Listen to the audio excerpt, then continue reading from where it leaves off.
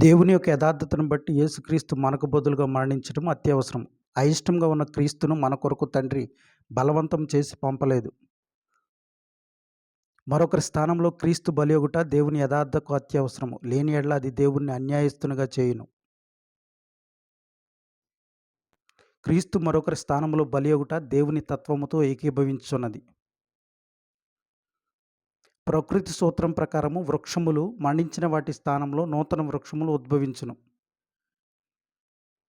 ప్రకృతి సూత్రకర్త అయిన దేవుడు క్రీస్తు యొక్క మరణం ద్వారా పాపి అయిన మానవుడు తిరిగి బ్రతుకున్నట్లు చేసెను.